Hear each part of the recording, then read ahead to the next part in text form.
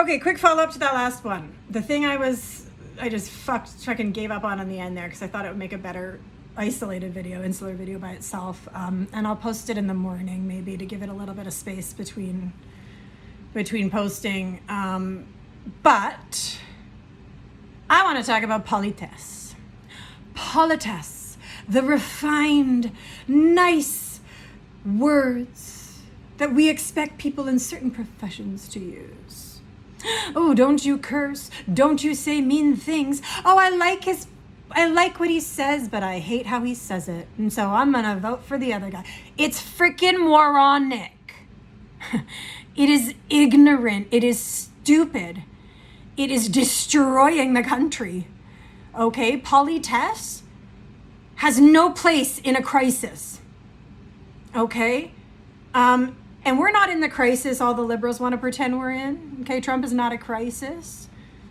Carney's a crisis. China and this agreement, if it is what has been reported that it is, a strategic intelligence and policing, law enforcement sharing situation. If that, the biggest crisis in this country is politesse.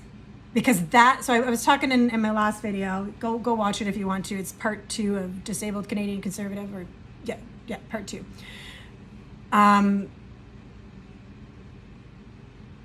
That is how they keep you in the fiction. So I was talking in the other bit about the fiction that the propagandists use to pull you into a place where you cannot get out of it to defend your point or create change in thinking, right? So one of the problems with getting pulled into the fiction in a dialectic is you're allowing them to set the terms, and then everybody watching has already created a decision about what the conversation is and whose side they're on, right? Before it even actually gets started.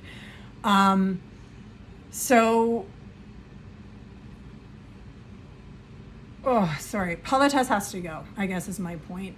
Saying things nicely doesn't achieve anything. Number one, politesse is deeply offensive to my autistic sensibilities.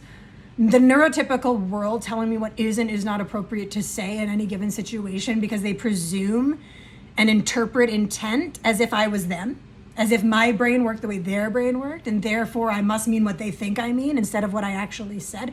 Fuck right off. Stop it. I'm not masking for your comfort. I mean exactly what I say, and I say exactly what I mean. And my autistic communication is authentic. It deserves to be respected, and it deserves to have space in society without being repressed, shamed, or coerced or compelled into right speak. Okay? Now, as an autist, in general conversation, this happens on a very kind of webbed level of intertext, kind of above and around and through all conversations. And it's generally pretty easy to navigate. But when we're talking about real serious issues where lies, omissions, propaganda, true narrative manipulation tactics out in force and in volume, mass quantitative volume of this kind of manipulation in language is the single most powerful thing we have. AI isn't dangerous because it's a robot that's going to take over the world or because it thinks for itself. It's dangerous because language is dangerous. And expertise in the manipulation of language is the single most dangerous thing to human social cohesion, and to human freedom and democratic autonomy. Everyone that's talking about, oh, democracy this, democracy that, censorship, not democracy. Censoring platforms because you don't like the people that own them, not against the will of the majority of the people, not democracy. Taking the news off Facebook against the will of the people, not democracy. I could go on. Killing disabled people in order to save $86 million. Yeah, the PBO costed it out. What MAID would save them in healthcare. $86 million is what the lives of the disabled people are worth to our government in a costed out memo. Never forget that. Okay, so I am not going to engage in politesse. I am not going to watch my language. I am not going to exert limited energy. My disability limits energy inherently, myalgic encephalomyelitis. On top of it, I'm autistic and bipolar, which in and of themselves are high energy cost conditions. Excuse me. Weird. Anyway, they're higher energy cost conditions than a lot of other conditions are, okay? Huge cognitive cost just to having those conditions while trying to exist in shared space. Oh, right, and my water's empty. Perfect timing. Okay, I'm gonna pause this, hang on. Okay, sorry about that, I'm back. I know for you it wasn't much of a pause. I don't entirely remember what I was on about, but it's not just about the disabled individuals, neurodivergent individuals who are being harmed, not only by woke social justice application, where allyship only ever seems to go one way unless all that's required is a virtue to signal. Unfortunately, disabled people don't need signaled virtue. We need actual change, and we need it to be designed to meet our unmet needs that are well defined and backed up by a lot of data, right? So that's kind of that's a piece of it for me. That's my bias. But we also need it as a population. The amount of manipulation of language going on in our entire public discourse is so toxic, so draining. It is defeating. It is energetically costly. It is painful. It is harmful. And it has a cognitive tax that prevents you from being able to think. And that's the only way I can think for people to break out of it is for as many Canadians as possible in their engagement online to start breaking the fictions. Point out the strategy. Point out how the propaganda is designed and what it's doing. If you're not entirely sure, if you see a post and you're like, ooh, that makes me feel kind of icky and manipulated. I know that's propaganda. I know there's something wrong with that, but you can't figure out exactly what or why. Go put the post in an AI chat frontier model, not just a chatbot, but a frontier model. I like Gemini and Grok the best, but I haven't really tried Cloud, so I'm not gonna say they're better than Cloud, but regardless. And say to it, become an expert in propaganda communications and tell me what strategy this is. What is the tactic that's being used here? What do they call it? Who first identified it? Where is there a quote by a famous respected author that talks about it? Okay, get some Noam Chomsky quotes in there. Find, it is a little bit of effort. It's a little bit more work than just saying, oh, you're wrong, you're stupid. That can be fun too. Don't get me wrong. I get pulled in. I'm not some like. I'm not claiming to be on some pedestal here where I never get pulled in by the emotionality of it all or by the desire to point out how stupid people are. But I think it's also important to recognize that generally speaking, the dumber and more absurd the assertion, the more formulaic the assertion, the more repetitive the assertion, the more likely it is to be a bot. So don't engage with the bots. Even if they're programmed humans or foreign agents, don't engage with the bots. Pay attention. Are they repeating something that's happening on multiple other stories with the same figure or on the same topic? Are you seeing repetitions? Do they happen to be increasing intensely in volume around about the time of a particular convention? Curious how that happens. Are they saying stupid shit like, oh, Mark Carney's the best ever and our economy's amazing? Okay, well, that's obviously an agitprop. They're looking to agitate. Nobody believes that. Okay, nobody believes that. Maybe Carney does, I don't know. But based on his speech, I don't think he does. So don't. And the thing about the bots is they're going to talk about the Politesse. The thing about Pierre Poilievre is there's nothing really to get him on. There's nothing really to point at. So they have like three things. One, security clearance, blah, blah, blah, blah, blah. How dare you not sign a binding NDA that stops you from calling the government to account? How dare you sign an NDA that doesn't let you speak on anything you read? That every Canadian in this country has a right to know, by the way. The lack of transparency is appalling. So I'm not interested in him signing an NDA. I'm interested in why they have NDAs for public information that is our right to know. Why isn't that the question? Okay. Other thing they do, 20-year politician, never done anything else, never had it. Who fucking cares? How many politicians that did have jobs before do great? Not many, so far as I can tell, not in this country anyway. The biggest issue I have with him is that he trusts the people that are engineering his campaigns too much. He's making bad decisions around authenticity and talking points and participating in the fictions. And I kind of get it. I know they're gearing for the boomers, but you want to get the boomers that aren't voting for you already?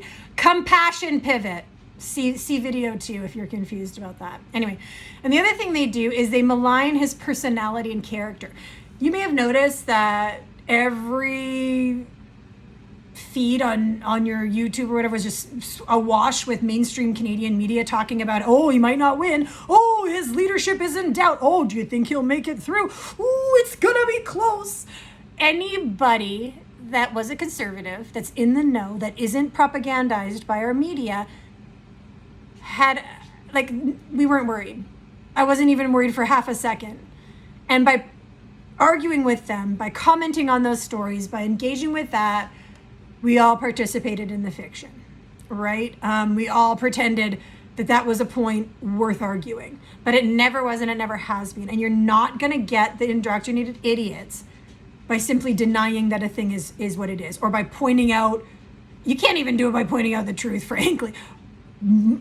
Biggest financial donations in massive investments and donations, right? 87% approval within party. And I guarantee you his approval is way higher because the simple fact is this: I know a lot of other people probably can't afford to become members. I just can't afford it. I am in extreme poverty. I'm disabled and I just can't afford it. Okay. Politesse would tell me to pretend I'm not disabled or not talk about poverty in public, but fuck that shit, okay? I'm living in poverty and I'm taking a risk by wanting to vote conservative, just to be super clear, by choosing to vote conservative. I know there's a risk there. To disabled people out there that might be watching it, y'all gotta stop living in fucking Delulu land, okay? The pie is not infinite. Okay, I'm gonna do some anti-politesse right now to my disabled brothers and sisters. The pie is not infinite. The money will run out. And when I say the pie is not infinite, I'm not just talking about the fiscal pie for spending, and we need real spending, right? We don't just need a virtue signal spend here and there and or a parade once a year. We need actual hard investment, right? And this isn't breast cancer awareness. No, this is like disability as a legislated class in poverty. These are very real and serious things. And those of you who like me are in that situation know it, okay? But you need to understand, the pie is not infinite and neither is social bandwidth, okay? And neither, I wanna be abundantly clear, is allyship and intersectional social justice. I don't know about you, but in the circle jerk of allyship, disabled people keep getting missed out. Our hands are always busy and nobody's helping us out, okay? That is the reality. In fact, a huge amount of intersectional social justice, as it has been applied in policy and advocacy in this country, is causing harm to disabled people, directly and indirectly, okay? So I'm done with politesse. And if you can't understand that, go ask an AI tool to explain it to you, because I'm too tired to do it right now.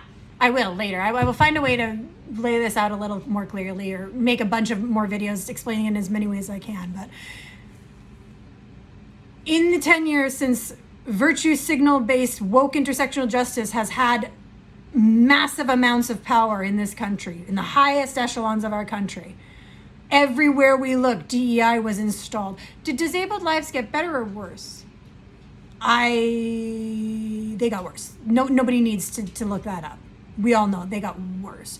Why is it that when everybody else is getting allyship and protective legislation and all this other stuff going on, we're left out of the conversation? Why is it every time someone talks about, who we have to worry about in times of financial crisis. They talk about the elderly. They talk about veterans. They talk about the homeless and the addicted. They never talk about disabled people. Wake the fuck up. Okay, I'm sorry. Fuck Politesse. Canadians are sick of that shit. I believe it. I believe they're sick of that shit. They're sick of being told to disbelieve their lying eyes. They're sick of having it talked around. And they're sick of nobody directly just saying the thing. Okay? And I guarantee you, whatever fears you have about driving off any voters, if it's done correctly, there's a way to pivot away from Politesse and start getting fucking real and authentic with the people, with the citizenry, and massively expand your voter base. So anyway, that's that. So yeah. And next time, yeah, that's the thing. Next time someone is like, "Oh, Peter Politesse, I don't really like his person." Who fucking cares? Why do you care about his personality? Why does it matter if you don't have good vibes? Do you think that how you feel about a hard truth is more important than the hard truth? Don't participate in the fiction. Don't go into being like, "Oh, well, I think if they just got to know him." As soon as someone frames a question with, "Oh, well, how is he going to convince the Canadian people to like him?" It's like, who says they don't like him? Why do you think they don't like them? How did they frame the question when they that led to the conclusion that people don't like him? Who got polled? Who got asked? What was the context, right? Was it just, when you saw this video of him doing this thing that we shoved in your faces over and over and over again and told you made him a bad person, did that make you think he was a bad person?